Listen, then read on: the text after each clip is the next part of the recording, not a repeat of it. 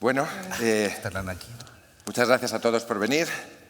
No sé si visteis la semana pasada la noticia esta de que la Voyager 2, la nave espacial, acaba de traspasar la frontera del sistema solar.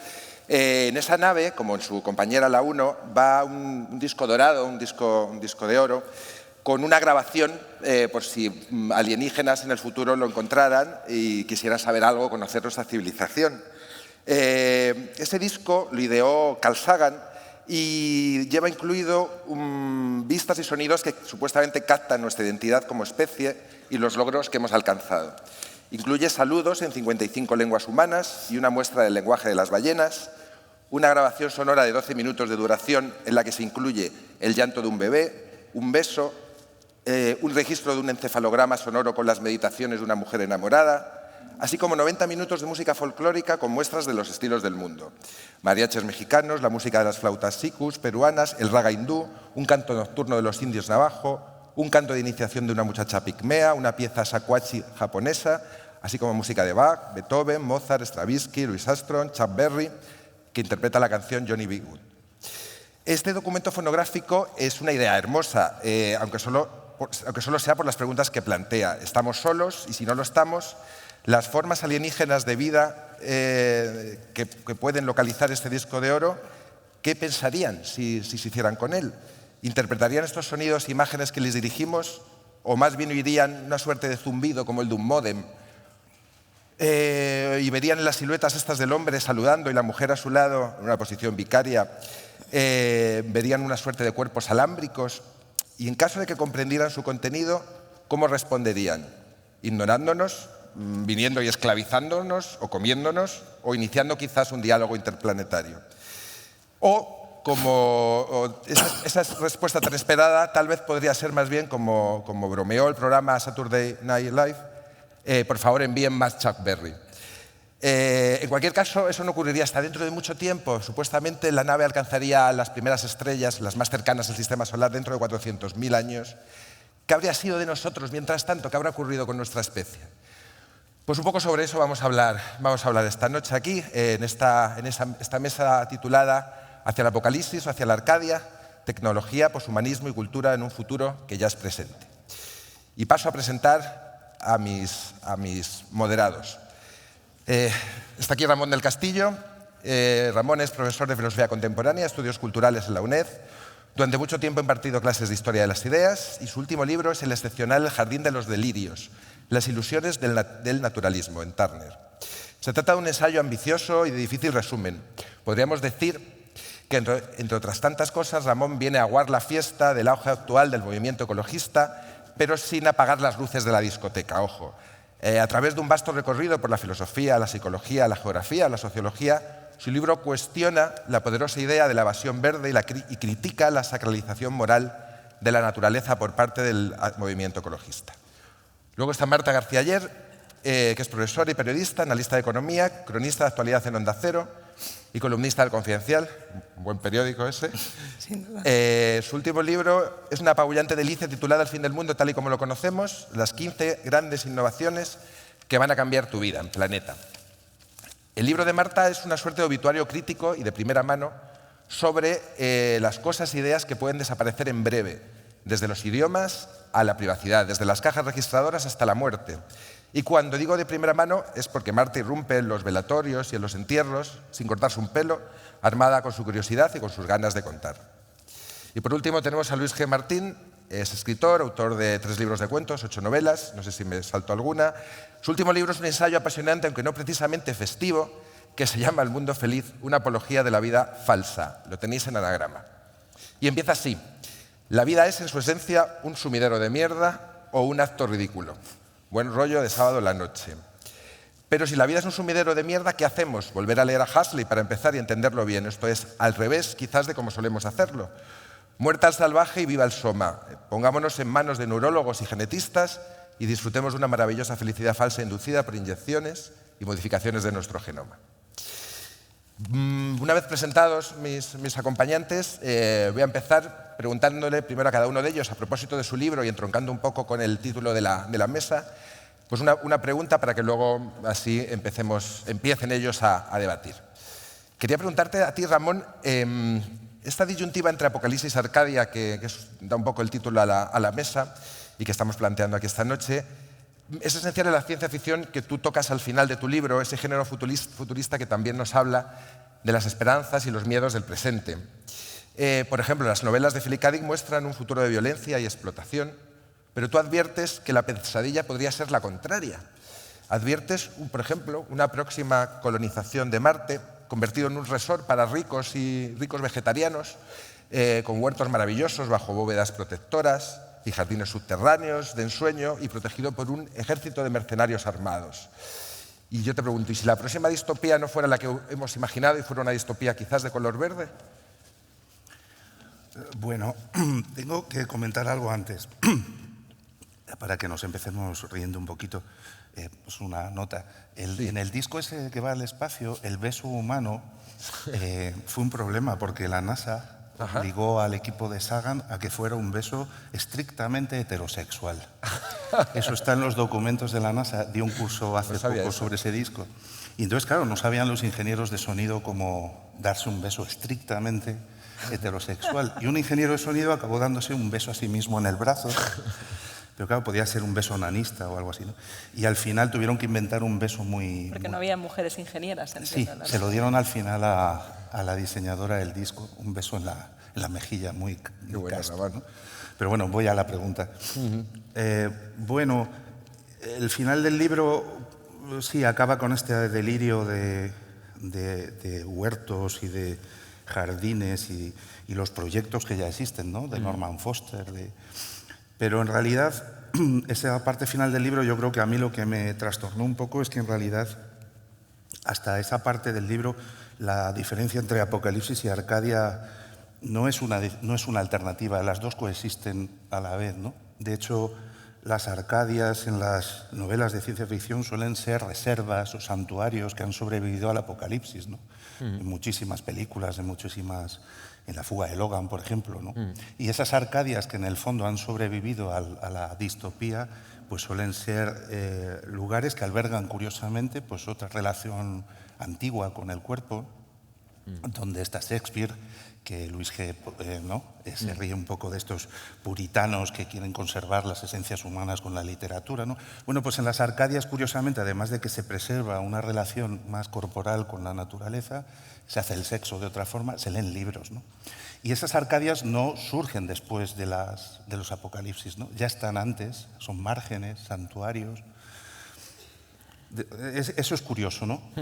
Que quizás las Arcadias se relacionan también con las ruinas, con el pasado, y en muchísima ciencia ficción no es que sean el futuro, es en realidad un pasado que se preserva, ¿no? También en el mundo feliz, esta persona, ¿no? salvaje, pues se niega a hacer sexo de una forma tan fría con la del mundo feliz, ¿no? Y Adorno, como decía Luis G., pues le dice, es un puritano, coño, pues ponte a tener sexo, ¿no? O sea, la relación entre Arcadia y Apocalipsis yo creo que no es tanto temporal como simultánea, ¿no? Pero no sé, ellos como en el libro eso yo creo que es y en muchísimas, en Bradbury también, ¿no? En Bradbury realmente pues la Arcadia vuelve a ser el lugar donde la gente vuelve a leer, bueno, o a hablar, ¿no? A transmitir oralmente. Entonces las Arcadias siempre hay naturaleza y generalmente se preservan los valores de los que, con toda razón, Luis G. se ríe un poco en su libro, ¿no? Las esencias humanas, el sufrimiento, el esfuerzo, y ahí están los de la literatura, por cierto, me parecen gente muy esforzada. Quería preguntarte ahora a ti, Marta, una de las cosas cuyo final anuncias en tu libro, y quizás la que a mí más inquietado, es la del final de los camellos. Los camellos. Y no me refiero a esos encantadores y nunca sedientos animales con dos jorobas, sino a los entrañables vendedores de drogas de las esquinas, sustituidos como las cabinas telefónicas por la imparable competencia digital. Y tú cuentas ahí un poco cómo esos nuevos camellos digitales requieren de nuevas habilidades. Claro, ya no tienen que aparentar ser matones, sino más bien lograr la mejor reputación, cuidando la atención al cliente, es un oficio completamente nuevo. Y acabas, si la nueva escuela de camellos no espabila, perderá su mercado a medida que se digitalice y pasarán a la historia como las bandas que asaltaban los trenes y las diligencias, que cuentas muy bien la historia de esas bandas. Me interesa aquí esa idea de resistencia casi romántica al cambio que acaba llevándote al desastre. Somos una especie innovadora, pero también tremendamente estable, a la que cuesta mucho cambiar. ¿Tú dirías que los nuevos humillados ofendidos serán, de alguna forma, los inmovilistas? Bueno, es que la incertidumbre yo creo que siempre la hemos llevado mal y la han llevado peor quienes viven bien, ¿no? Y eso en las empresas se nota, como las que desaparecen en algún momento fueron líderes. Nadie quiere ser el blockbuster del futuro, ¿no? Todos estamos muy a favor del streaming. Una vez que ha llegado ya entendemos cómo funciona. Pues a los camellos también les pasa, no son una excepción. Dirán, no, hombre, la droga habrá que comprarla en la esquina como toda la vida, ¿no? No vamos a pedirla por internet y la va a traer un dron por la ventana. Pues ¿por qué no?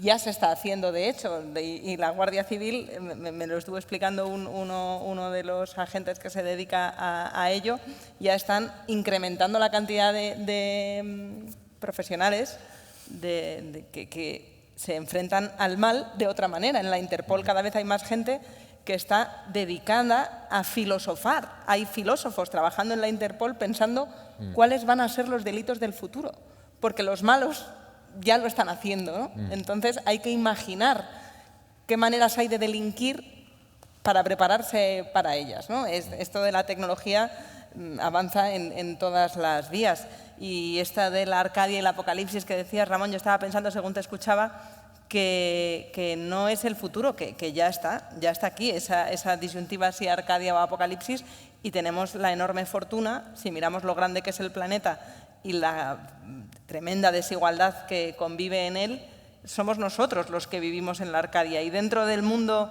privilegiado somos todavía la minoría que aún se puede permitir el lujo de tener tiempo de leer sus libros. La diferencia entre la Arcadia y el Apocalipsis a lo mejor es entre Twitter e Instagram, ¿no? Uno es, Dios mío, vamos a morir todos. Si te asomas a Twitter un día lo ves enseguida.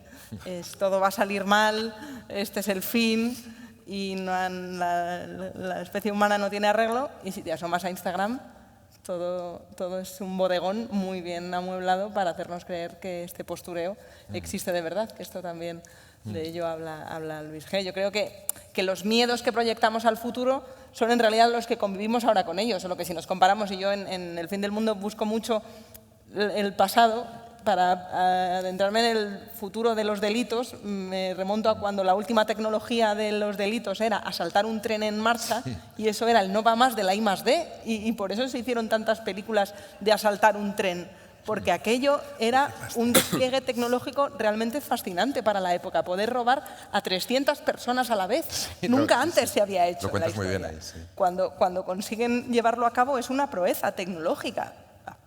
Aparte de un problema para aquellos a los que les han robado, claro. Pues ahora, en vez de robar a 300 personas a la vez, somos capaces tecnológicamente de robar a 300 millones de personas a la vez, o a 3.000 millones de personas a la vez que están conectadas a Internet. Se podría hackear eso técnicamente. Nunca ha pasado.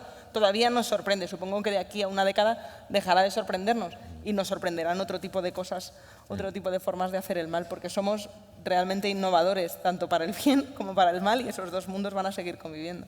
A los guionistas de Hollywood les salían mejor los guiones de asaltos a tren que...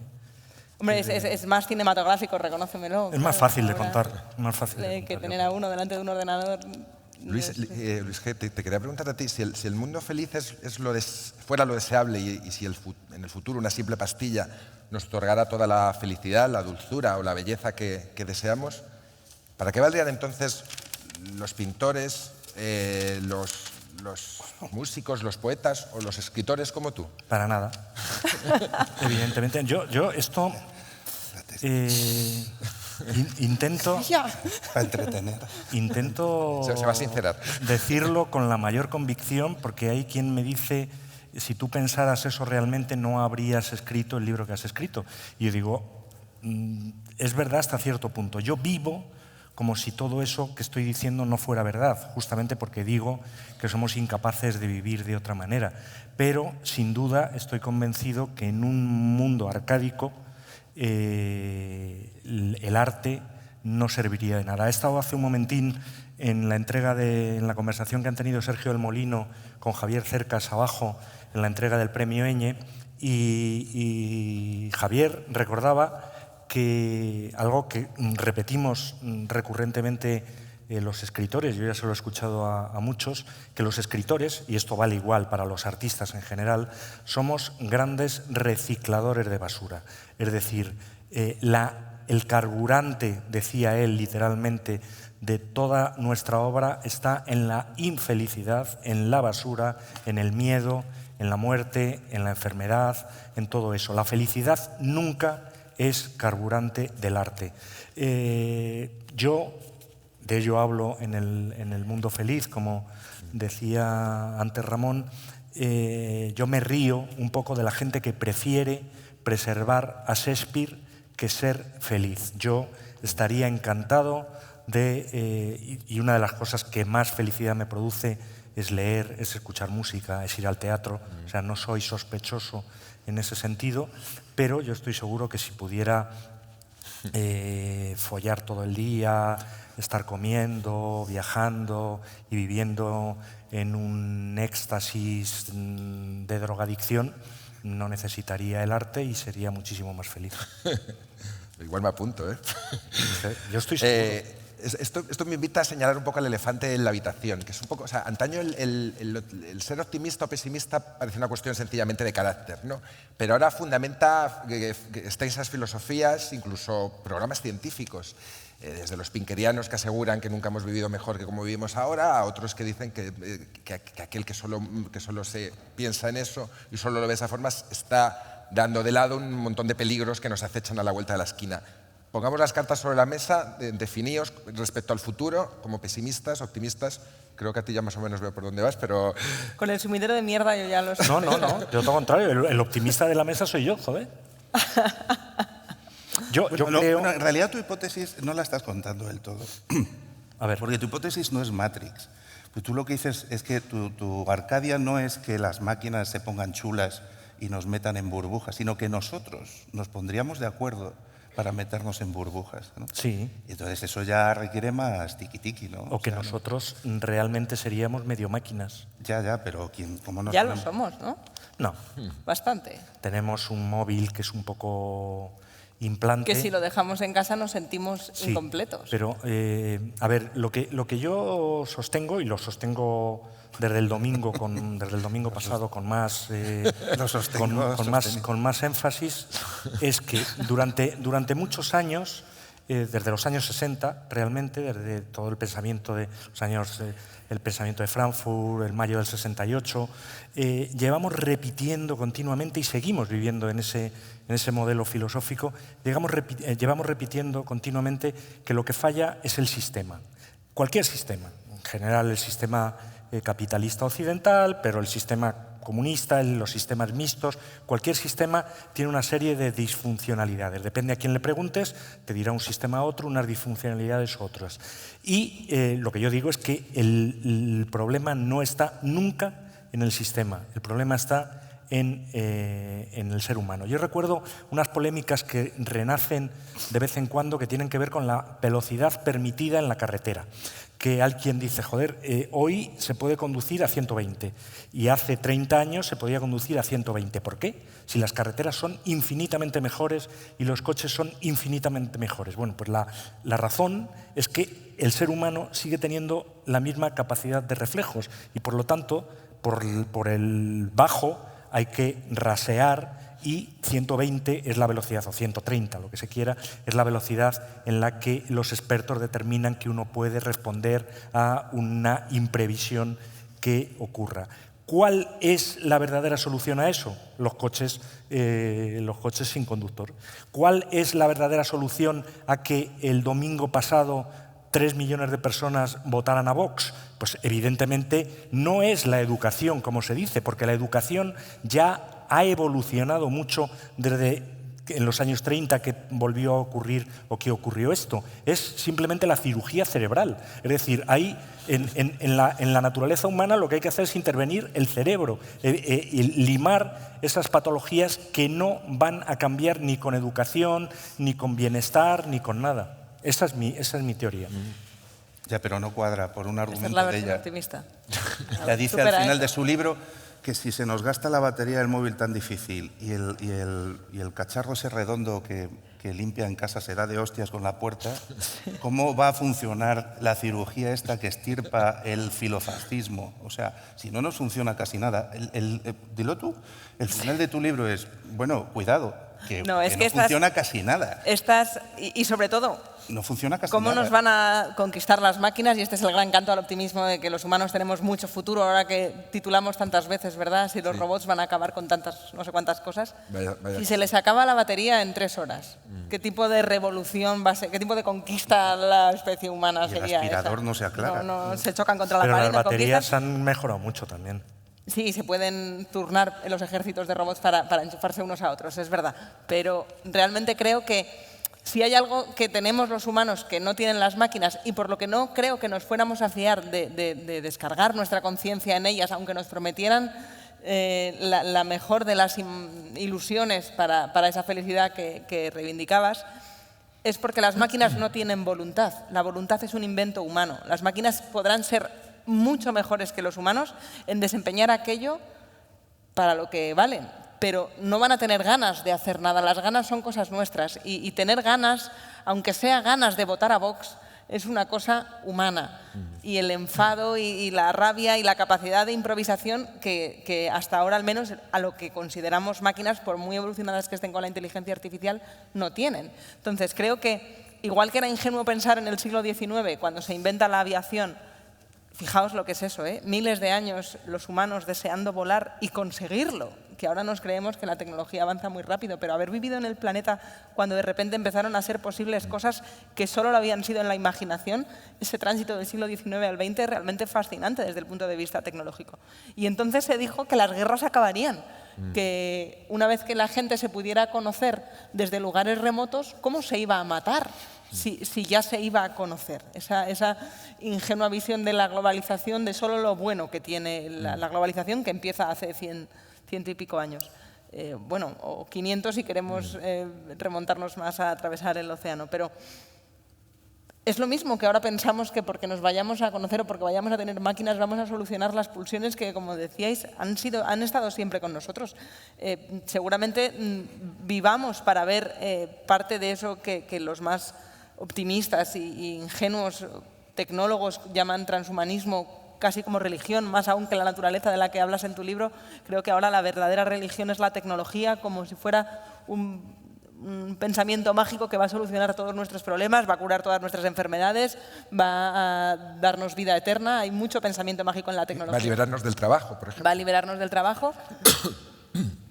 Del sexo reproductivo. Del sexo reproductivo, claro, eso es algo que ya pues, las máquinas gestionen. El otro, el bueno, nos lo quedamos nosotros. Eso no le quedamos. Claro, eso nos le quedamos. Pero las ganas de tener sexo no lo van a tener los robots sexuales que ya se están desarrollando.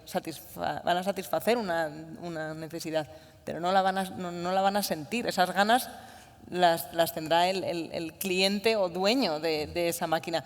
Pero no, lo que quería decir es que me parece que vamos a seguir reproduciendo los mismos temores y las mismas pasiones que hacen a Shakespeare todavía vigente, por más que no vaya a solucionarnos la vida o hacernos feliz, pero si es vigente es porque a lo mejor ya gracias a la penicilina no nos morimos de un montón de cosas que hace 100 años sí, dentro de 20 seguramente dejaremos de morirnos de cosas que hoy todavía son un problema, pero nos inventaremos otros problemas nuevos que las máquinas no van a saber resolver. Entonces, lo de vivir pensando cómo resolvernos la vida... Las máquinas no, pero yo creo que todo se va a poder, lo digo en un sentido metafórico, pero no, medicar. Es decir, yo creo que yo soy una persona, por ejemplo, profundamente iracunda, colérica.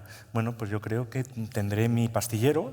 Bueno, ya existe la oxitocina, ya se está empleando para eso. Sí, de hecho, mucho de lo que ha mejorado en parte nuestra vida occidental de ricos tiene que ver con la farmacología y con los avances de la farmacología. Y yo creo que puede haber intervenciones incluso permanentes que lo que hagan es ponerte implantes que hagan descargas en el momento y que neutralicen aquello que tú quieres que neutralicen, en lo que nos vamos a poner de acuerdo seguro. Nadie querrá que le neutralicen la libido, por ejemplo, pero al contrario, lo que querrá a partir de una determinada edad... Porque la tercera causa de muerte en España son los fármacos.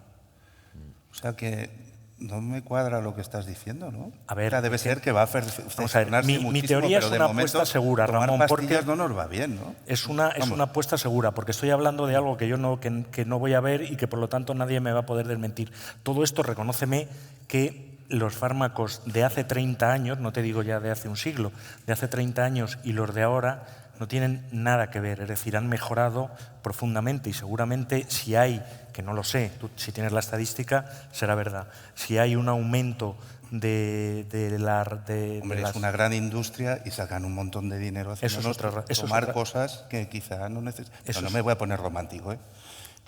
No, yo quería decir una cosa sobre el sumidero de mierda, con perdón, y no sobre el mundo feliz, sino el mundo de mierda, ¿no? Y tiene que ver un poco con lo que ha dicho Marta antes, y es que en todas estas, incluso en la flipante utopía de Luis G., que mola un montón, sobre todo porque es eso, o sea, follar y pastillas. Yo tengo un par de dudas de la Bueno, pero yo tengo una duda que lo ha sugerido ella, ¿no? Y es que en realidad esto del transhumanismo no está reñido con el submarinismo, no, con el subhumanismo, ¿no? Porque para que haya gente, ¿no?, forrándose de pastillas y viviendo en la burbuja esta de Luis G., y esto ya pasa ahora, este apocalipsis es de ahora, hay más esclavos que nunca en el mundo, ¿no? Y hay más explotación, o sea que lo transhumano y lo subhumano están coexistiendo, ¿no? Y si no, pues ¿dónde va toda la mierda que producimos nosotros hacia India o hacia China? Hay un fotógrafo muy famoso que fotografía a estas abuelas chinas que en los barrios, en los pueblos interiores, pues deshacen los metales tóxicos en cacerolas, ¿no? Entonces, mi pregunta también es, vale, sí, esto del transhumanismo y las utopías estas son como primer mundo, high class, pero curiosamente presuponen hundir más en lo subhumano a un huevo de gente, ¿no? No necesariamente, o al menos... Pero de momento parece que sí, ¿no? Es que no estoy de acuerdo en eso de que nunca haya habido tantos esclavos en el mundo como ahora. Bueno, hay un eso huevo. no pasa un fact-check. ¿Eh? Que eso no... Me Hombre, parece en China difícil. hay un montón de gente que Hombre, hay más miles cuando de millones Foster de personas dice, en... hago un edificio en China en infinitamente menos tiempo que en Londres, es porque en China, cuando se te muere gente, pues pones otra. Sí, vamos a De hecho, celebrar el Mundial en Qatar porque hay no hay que una quitar clase en China que no tienen ni documento de identidad, que no se me acuerdo la palabra en chino, que me la dijo Jameson, que son gente que vive en los edificios que construyen, ni están censados ni existen. Entonces, estas brillantes utopías... Sí, ¿no? pero escúchame, Ramón, no digo Pues que ahora sí. se viva bien, digo que antes se vivía peor. Que hace 100 años en China o hace 100 años en España, a mí si me dan a elegir en qué momento de la historia puedo nacer, y también como mujer, creo que sería, y estamos lejos de estar en una Arcadia, pero es lo más parecido que se me ocurre que hayamos tenido, o hay más personas que viven bien de las que Pero si te toca ser obrera china, lo mismo... Es que si me toca ser obrera china hace 100 años... Estarías no peor se habían inventado la penicilina, es lo que quiero decir, que, no lo sé. Que dentro de las desigualdades, cuidado, tampoco me parece el ser románticos hacia el futuro, a lo mejor es tan ingenuo como serlo hacia el pasado. Que yo no he dicho nada del pasado, he dicho el presente. Pero el estar peor que nunca me parece que viene de pensar que en el pasado se estaba mejor que ahora. Yo no he dicho eso, yo solo he dicho que hay poco... Si hay más esclavos que nunca, es que antes había menos. Bueno, pues se me ha ido el más. Hay un huevo de esclavos, ¿vale? Vale, hay un huevo de esclavos, eso sí, ¿no? te lo compro. Y hay, por ejemplo, poco metal con el que hacer las baterías de móviles. Es decir, las cosas estas inmateriales de las que hablamos, tú que dices que va a haber materiales flipantes, que todo va a ser gelatinoso y epidérmico, coexiste con un montón de producción de cosas rarísimas, metales, fracking... Sí, pero no es incompatible con que cada vez los inventos o los avances que vamos teniendo sean accesibles cada vez a más personas. Y no lo van a ser por voluntarismo ni por altruismo, lo van a ser porque en el interés de las grandes corporaciones que hacen posible que tengamos un smartphone en el bolsillo está que cuanta más gente mejor lo tenga. Sí, pero tienen a gente escarbando en una mina como en la Edad Media. Pero de todas formas, Ramón, yo los mencionaba antes, Dani, toda la corriente de filósofos optimistas yo creo que han demostrado ya irrebatiblemente con datos que jamás ha habido, no solo que jamás ha habido, sino que de alguna manera el progreso de lo que estamos hablando es continuo. Es decir, jamás ha habido menos guerras que hay ahora, jamás ha habido menos pobreza y menos gente que muere de hambre que hay ahora, jamás ha habido más escolarización, incluida la población femenina, las niñas, que durante siglos han estado desescolarizadas. No eras tú el pesimista. Sí, yo he dicho que el optimista de la mesa soy yo. Se han invertido los papeles en la mesa. De todas formas... Pesimista antropológico. si Cuando se esto- toma la pastilla se viene arriba. Le pueden las ganas de llevar la contraria. Si el optimismo fuera tal y como dicen los ahora dos optimistas de la mesa, hay grandes amenazas ahora mismo. Marta antes comentaba que las promesas, por ejemplo, yo lo voy a llevar a las redes sociales, por ejemplo. Las redes sociales supuestamente iban a unir a la humanidad en un proyecto colectivo, y todos íbamos a conocernos, el cosmopolitismo En 2011, tampoco hace tanto que pensábamos. iba a inundarlo todo, y sin embargo lo que resurgen por todas partes son identidades a la greña salvajemente opuestas entre sí, y las extremas derechas brotan por todas partes. Quería preguntaros, aunque fuera verdad, que yo más o menos lo pienso, pero yo soy el moderador, aunque fuera verdad que el mundo va mejor, ¿no corremos cierto riesgo no atendiendo a este auge de identidades perversas y quizás de alguna forma a sentirnos como esos alemanes de la República de Weimar que no sabían lo que se les venía encima? Bueno, a lo mejor sí lo sabían, porque leyendo un poco de los años 30, también había voces que decían, oye, esto se está polarizando mucho, que eso es algo que recuerda a la polarización que tenemos ahora. ¿Pensáis que está pasando esto? Yo sí veo esa polarización y también creo que no es inocente, que tampoco creo que sea una conspiración y haya alguien acariciando un gato deseando que nos pongamos a matarnos los unos a los otros. Pero creo que las grandes tragedias de la historia suceden por mucha irresponsabilidad y un pensamiento inmediato. Y las redes sociales polarizan el pensamiento. Es verdad que decía 2011 porque era cuando la primavera árabe dio tanto que hablar de la revolución del pueblo que es capaz de derrocar a un tirano gracias a Twitter. Es que no hace tanto, hace solo 8 años que Twitter iba a salvar el mundo y traer la democracia al planeta. Y ahora es la que puede acabar con ella. En 8 años daba la vuelta a todo porque al final los humanos seguimos siendo los mismos y nos dan diferentes tecnologías, pero terminamos teniendo los mismos vicios. Y digo que no es inocente porque es en el sentido estricto de cómo funcionan las redes sociales y cómo funcionan estos mercaderes de la atención, que en el fondo para lo que compiten todas las pantallas es por tenernos nuestros ojos pendientes cuanto más tiempo mejor. Está demostrado que cuanto más estamos más tiempo en las redes sociales, cuanto más a gusto nos sentimos con nuestros propios prejuicios y cuanto más nos dan la razón. Entonces, lo de tener 500 amigos en Twitter en 5 continentes diferentes, contra todo pronóstico, igual que pasaba con el avión hace 100 años, no está acercando a la gente, solo está creando burbujas de gente que nos damos continuamente la razón. Solo vemos los que piensan como nosotros y eso hace que nos distanciemos más de los pensamientos divergentes y del pensamiento crítico, pero eso es el propio algoritmo el que está diseñado así, de una manera muy responsable por empresas que no se hacen responsables de los contenidos que transmiten. Por eso es la gran discusión de Facebook, de si es o no un medio de comunicación, es para no tener que ser responsable de las mentiras que se propagan.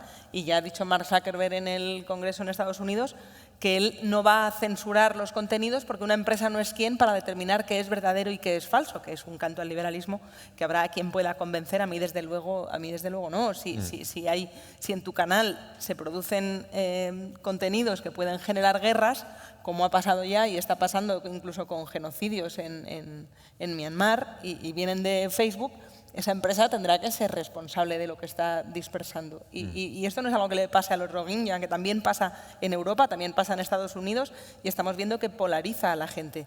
Porque no tenemos pensamiento crítico todavía desarrollado a la tecnología del presente. Ahora vemos qué pasó en los años 30 con la guerra de los mundos y cómo pudieron creerse que hubiera una invasión extraterrestre porque lo decía la radio, y nos parece muy ingenuo. ¿Cómo van a llegar los extraterrestres porque lo digan en la radio si era un programa, un teatro ficción? Pues ahora nos estamos creyendo lo que nos manda el cuñado por WhatsApp, y creo que es por falta de entendimiento de lo que significan las nuevas tecnologías. Y cuando superemos esto, dentro de 20 años, habrá otra. Por eso me cuesta mucho creerme que vayamos a confiar en las máquinas lo suficiente como para conectarnos a ellas, por mucho que nos prometan la felicidad, porque estamos hartos de empresas que nos prometen la felicidad y en realidad están terminando de empeorar las cosas. Es la parte de la utopía sí, es que no son las máquinas, somos nosotros mismos diseñando las máquinas. Hay un ejemplo que pongo en El Mundo Feliz, que creo que es un ejemplo muy de bar, pero que es en el que creo. Es esta autocensura que uno que los ludópatas hacen para que no les dejen entrar en los casinos.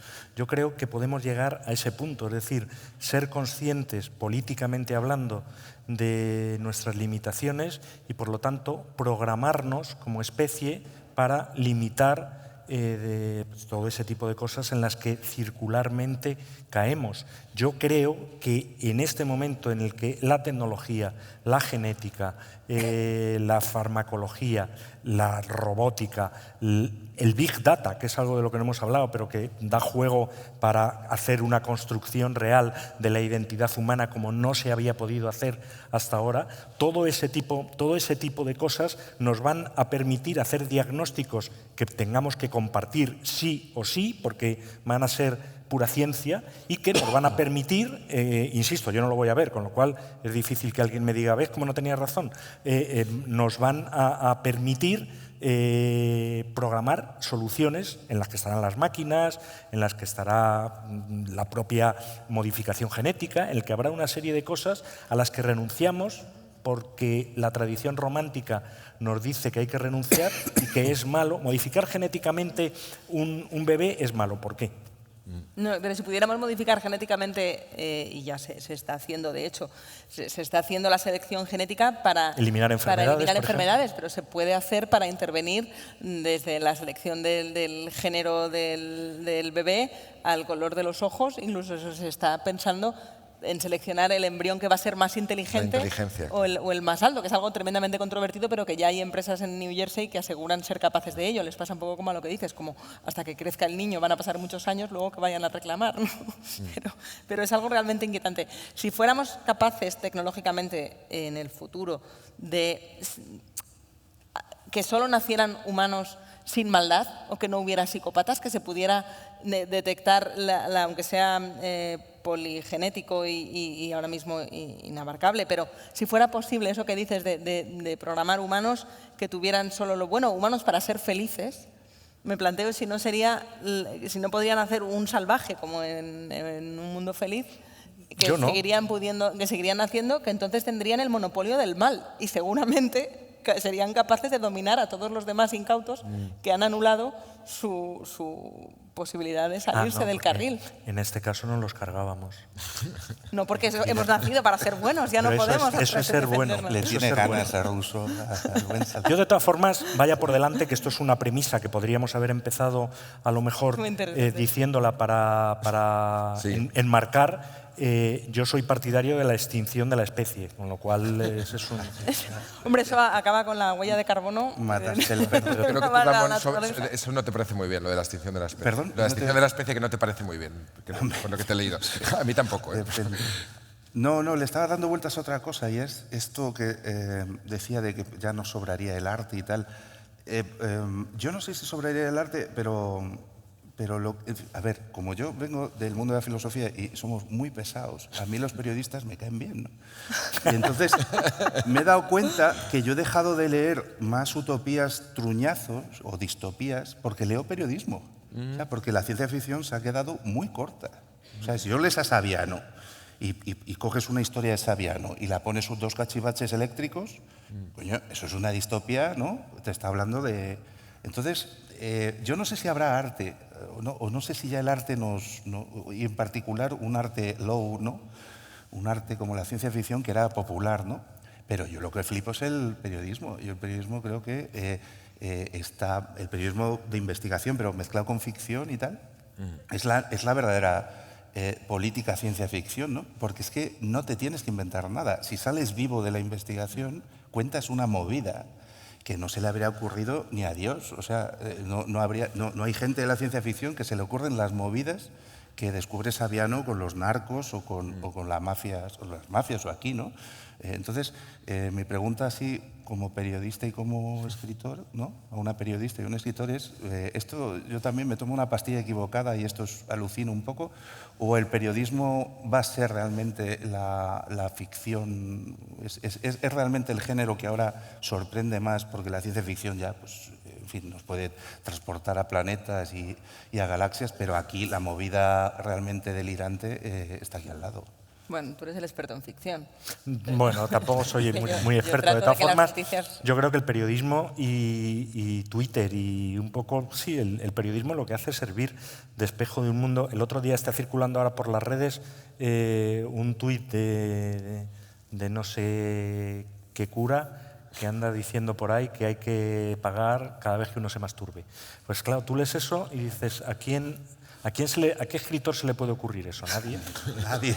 A nadie. Absolutamente. Claro, a entonces, nadie. para mí, Se le ocurre. Twitter y el periodismo, evidentemente, que ha habido ahí, las redes sociales y el periodismo están en un momento de arenas movedizas en las que los poderes se mezclan y tendrá que haber un momento en el que, todo esto tiene que ver con lo que decía antes Marta, en el que haya un corte en el que se deje claro qué es una cosa y qué es otra.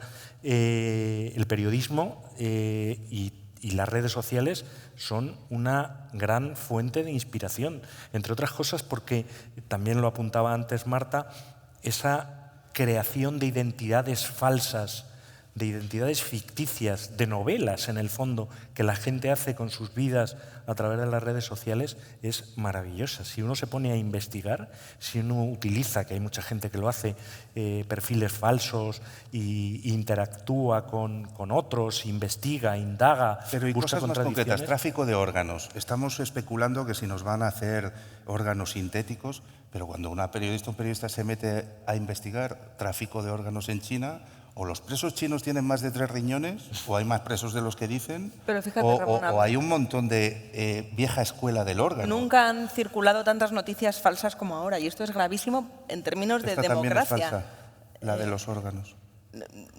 Lo desconozco, pero cada vez No, lo que estamos generando es, ya que tal y como ha organizado Sergio del Molino el Eñe, es de las fronteras, la frontera entre lo que es verdad y lo que es mentira cada vez es más difícil de diferenciar. Esto no era así hace no tanto, y me parece que en el futuro la verdad va a ser un bien muy escaso. Y en ese sentido creo que el periodismo tiene un papel muy importante que jugar, sobre todo si vamos a dejar que vote todo el mundo.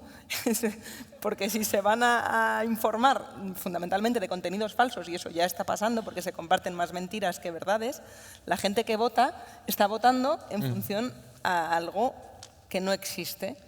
Y esto va a entrar, ya está entrando, en una nueva fase increíble, que es la de los deepfake. Ya no solo las noticias falsas escritas, sino que los vídeos que veas, los audios que veas, cuando ves a un político diciendo algo, puede ser un vídeo manipulado, tan bien manipulado que no sepas si Obama ha declarado la guerra o no. Eso estaba en Years and Years, ¿no? Eso sale en Years and Years, y no sé si habéis visto estos días, mencionabas antes las elecciones, el vídeo viral... El de Pedro Sánchez recorriendo... No, ¿cuál? He visto uno del equipo A. Sí. El equipo A, no sé cuántos lo habéis visto, con las caras de los 5 Hay políticos. otro de que Caballero, había. de la película de Richard Gere, Pedro Sánchez recogiendo a Pablo Iglesias. Pablo y Pedro que- como los hermanos Marx, ¿no? Que cambiando las caras de los vídeos para hacernos reír, pues es muy entretenido, pero si de repente lo que estás viendo es al jefe del Estado declarándole la guerra a otro Estado y eso viaja lo suficientemente rápido como para que alguien se lo crea y apriete el botón equivocado, estamos creando un mundo realmente peligroso y solo en el eje de verdad y mentira. Y vamos a necesitar a las máquinas capaces de hacer esos vídeos para diferenciarnos cuáles son verdad y cuáles son mentira. Entonces, me parece que el papel que ha jugado la ciencia ficción, a lo mejor en el futuro lo juega la verdad. Va a ser muy entretenida diferenciarla. Y creo que eso va a cambiar mucho el mundo en el que estamos y vamos a darle un valor, ojalá, al periodismo que está perdiendo.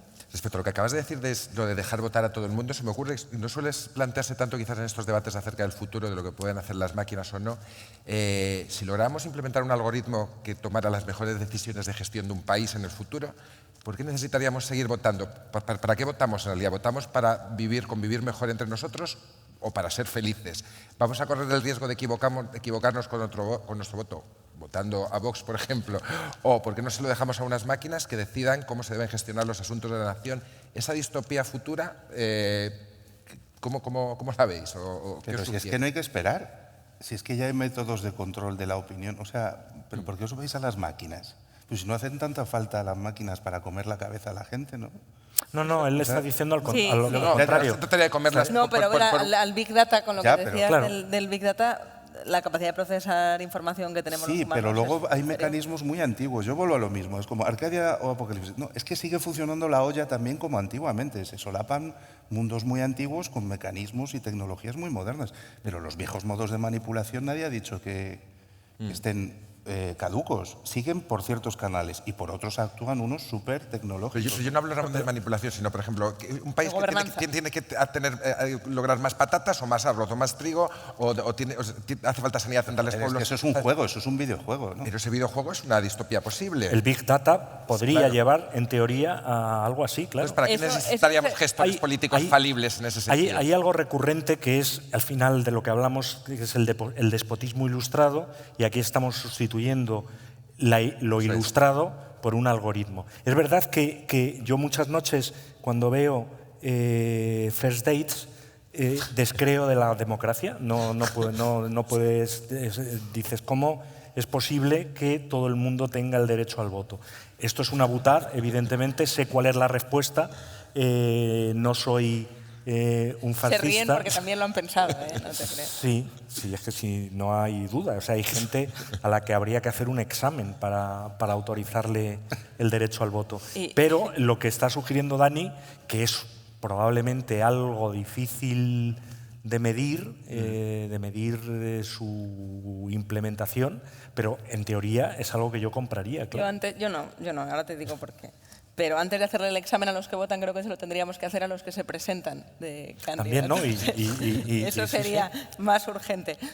No estoy de acuerdo, sí, en el uso del Big Data, y ya se está haciendo, en la toma de decisiones muy delicadas, en ámbitos que pueden despertar muchas dudas éticas, como en la justicia. En Estados Unidos ya hay sistemas de inteligencia artificial decidiendo si se da la libertad condicional a un condenado o no en función al riesgo que el Big Data predice que tiene esa persona de reincidir. Es decir, analizando millones de datos de la gente, las personas con esas mismas cualidades, cuántas han reincidido, establece el algoritmo qué porcentaje hay de que ese preso pueda o no cometer un delito en el Y hay futuro. evaluación de Pero eso resultados. no Y hay decide nada. evaluación de Tiene que haber un resultados. sistema judicial que acepte Claro. eso como una prueba. Se hace, Como sí, una- ya existe, ya se está usando. Ya ¿El se está sistema usando en- judicial es otra máquina? No, esto es lo que quiero decir, que como apoyo al humano, esto ya se está usando. La decisión la tiene que tomar el juez y luego hay evaluación de resultados y hay algunos, cuando empezaron a utilizar el sistema, que era profundamente racista, porque los jueces de los que aprendía esa máquina lo habían sido en la historia, eso lo están tratando de mejorar para quitar esos sesgos y bueno, creo que puede ser de utilidad también para decidir políticas públicas en el día a día. Pero ¿para qué serían útiles los humanos? Que es tu pregunta, si la máquina puede procesar eso es. una vez que ajustemos el algoritmo y nos aseguremos de que toma decisiones de manera justa. Los humanos tendríamos que ser, y los votantes que eligieran a esos humanos, en el mejor de los casos, los que decidiéramos qué es lo justo. Porque es que en la historia de la humanidad, y de esto Ramón seguro puede contarnos muchas más cosas, nunca nos hemos puesto de acuerdo en qué es justo y qué es injusto. Las prioridades, la motivación, las ganas de hacer cosas las plantean los humanos. Si es más justo que el que más se esfuerce gane más dinero o es más justo que todos tengamos lo mismo, eso es una decisión política. Y eso la máquina, como no le expliques cuál es el objetivo, al menos las máquinas que conocemos hasta ahora, no lo van a decidir y me daría mucho miedo delegar esa decisión en una máquina que creo que tendría que ser una decisión humana. Entonces, una cosa es que la gente no se ponga de acuerdo qué es lo justo e injusto y luego que haya un huevo de gente que crea que pasa algo injusto. ¿Qué crea? Sí, que hay una diferencia entre que los filósofos digan que es muy difícil saber lo que es justo y que hay un huevo de gente que cree que pasan cosas injustas, ¿no? Entonces, para ahí Sí, pero el si tuviéramos problema aquí ya la no es máquina- decidirlo. si tuviéramos aquí la pero tienen máquina claro que perfecta- están del lado injusto, ¿no? Entonces, te da una razón para... ¿no? Es que Sí, una cosa es el diagnóstico y otra el cómo lo solucionas. Claro, ¿no? no, Si tuviéramos ¿cómo? aquí la máquina... ¿Quién pone el culo? Hablando claro, ¿no? Claro, desde el punto de vista del que sufre la injusticia no hay tantos problemas de decisión, ¿no?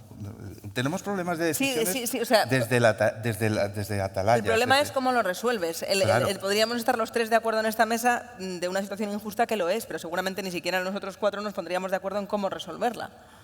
Ya, bueno, sí. Y eso es lo que no se lo vamos a pedir a una máquina si no sabemos lo que queremos.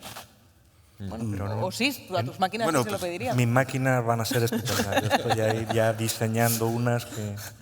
Pero son- bueno, teniendo en cuenta que tú eres el optimista y el que espera la extinción, ya...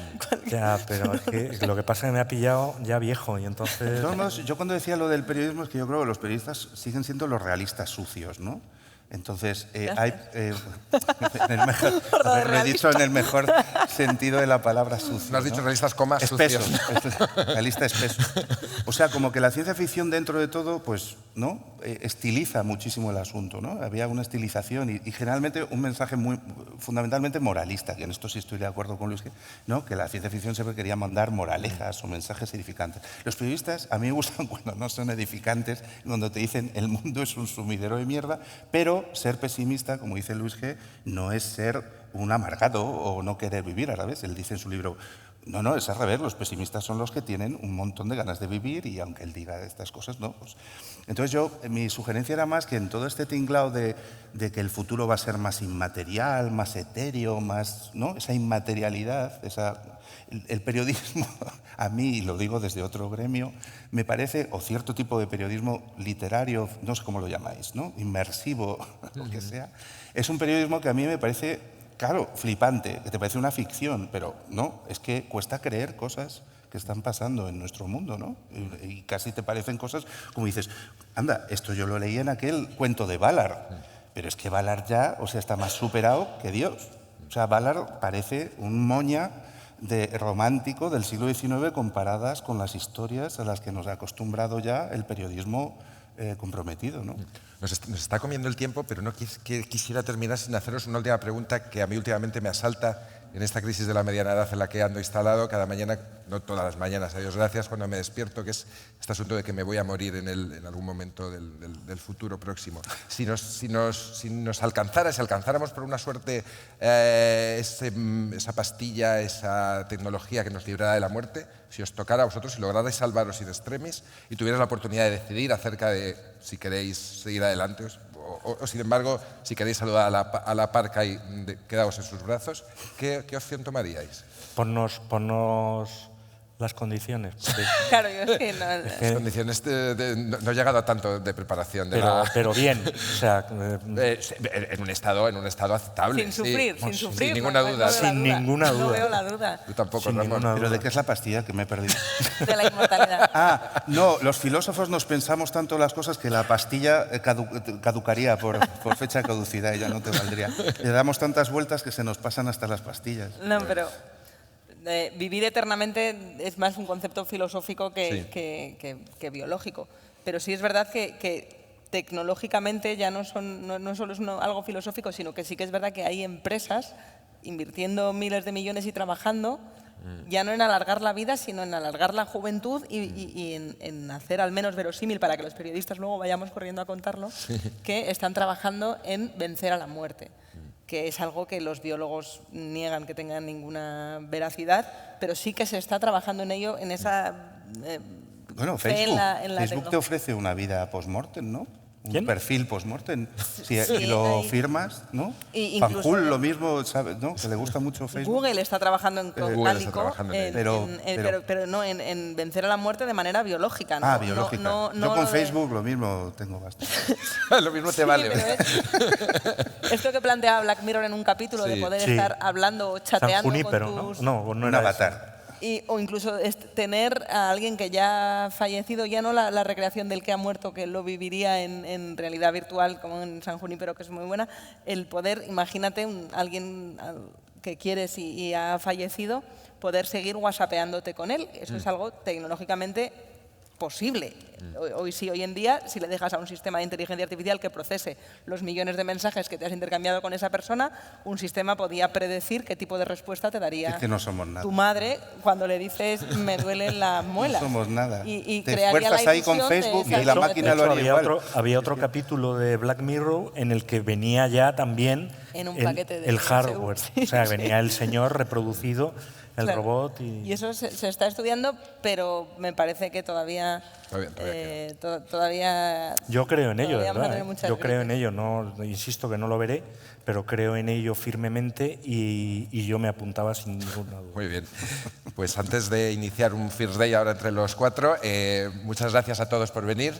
Espero que os lo hayáis pasado bien y gracias Gracias a vosotros. No, gracias Ramón, a ti. Marta, Luis G. Gracias por estar aquí. Un placer.